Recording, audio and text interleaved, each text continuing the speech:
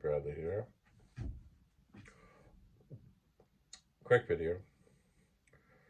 As I was in the garage looking for things, I did see a thing that I got some years ago at a garage sale called a Hot Diggity Dogger.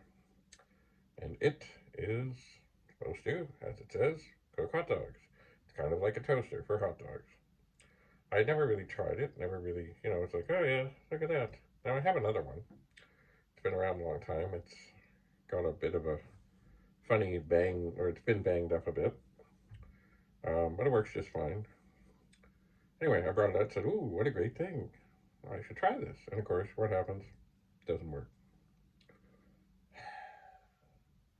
So the $1 I spent on it was wasted, but not really.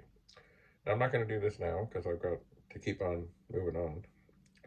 But I think what I will do, because its parts are nicer, and the one end on the other one that took a bit of a hit and is kind of twisted in, could be. So I think what I'll do is take a screwdriver and open it up. First of all, I'll see, maybe there's just a wire off. Maybe I can just fix it.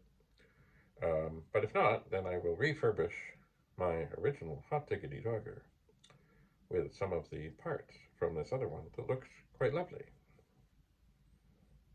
I will. So stay tuned.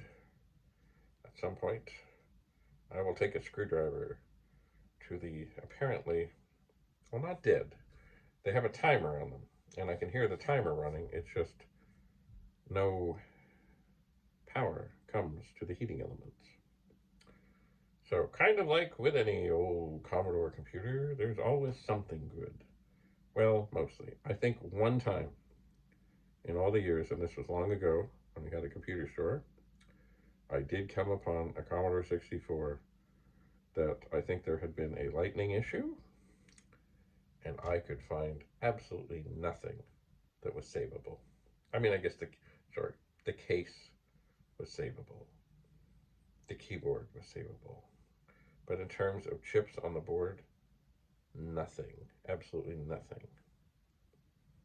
So, anyway, stay tuned for news and views of the Hot Diggity Dogger. Thanks so much for coming. Bye for now.